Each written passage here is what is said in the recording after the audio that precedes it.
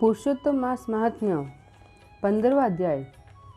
श्री नारायण बोले, हे नारद जी, भगवान के साक्षात दर्शन करते हुए सुदेव ब्राह्मण गदगद वाणी में भक्त वत्सल भगवान कृष्ण की स्तुति इस प्रकार करने लगा कि देवताओं के देवता, त्रिलोकी को अभय देने वाले प्रभु, सबके ईश्वर, आपको नमस्कार है। मैं आपकी शरण में आया हूँ। हे प्रभु, मैं दुखी दीन आपका भक्त हूँ। आप सबके बांधव हैं। मेरी आप क्यों उपेक्षा कर रहे हैं?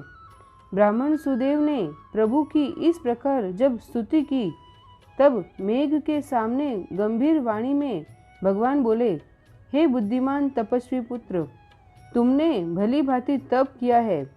तुम जो मुझसे चाहते हो वह कहो, मैं तुम्हारे तप से प्रसन्न हूँ। सुदेव बोला, हे दीनबंधु, दया निधान, मुझे सुपुत्र दो। ब्राह्मण के यह वचन सुनकर श्री हरि कहने लगे, हे ब्राह्मण, ब्रह्मा ने तुम्हें पुत्र सुख से वंचित रखा है, इसलिए पुत्र को छोड़कर और कोई भी वस्तु मांग लो, मैं अवश्य दूंगा।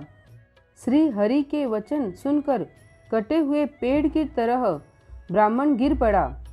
सुदेव ब्राह्मण की पत्नी अपने पति की पुत्र प्राप्ति की इच्छा पूरी होती न देख तथा धरती में उसे पड़ा देखकर रोने लगी।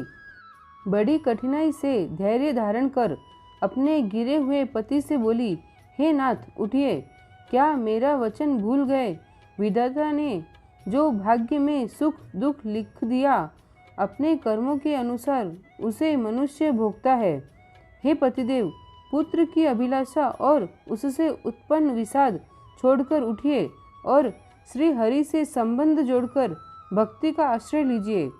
जब ब्राह्मण पत्नी इस प्रकार कह रही थी, तब गरुड़ जी को अत्यंत दुख हुआ और कांपते हुए भगवान से बोले, हे हरि, देखिए, ब्राह्मणी शोक समुद्र में डूब रही है तथा ब्राह्मण भी आंसू बहाता हुआ दुखी हो रहा है। हे दीनबंधु, दया के समुद्र, आज आपकी वह दया कहाँ गई जो भक्तों पर रहती थी? आपके सेवा का फल सभी को अवश्य प्राप्त होता है। फिर इस ब्राह्मण की पुत्र कामना पूर्ण करने में आपको क्या आपत्ति है? जो दानी हाथी दे दे, वह अंकुश देने में क्यों दुखी होगा?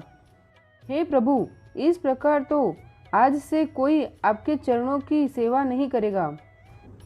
अगर इसे पुत्र न दिया तो आपकी महिमा नष्ट हो जाएगी, इसलिए इसे एक पुत्र अवश्य दीजिए। भक्त सुदामा आपकी आराधना से पूर्ण सुखी बन गया था। आपकी कृपा से ही गुरु संदीपन को मरे हुए पुत्र की पुनः प्राप्ति हुई थी। पति पत्नी पुत्र की इच्छा से आपकी शरण आए हैं। गरुड़ के वचन सुनकर नारायण बोले, हे पक्षियों में श्रेष्ठ, तुम ही इन्हें एक पुत्र होने का वरदान दे दो।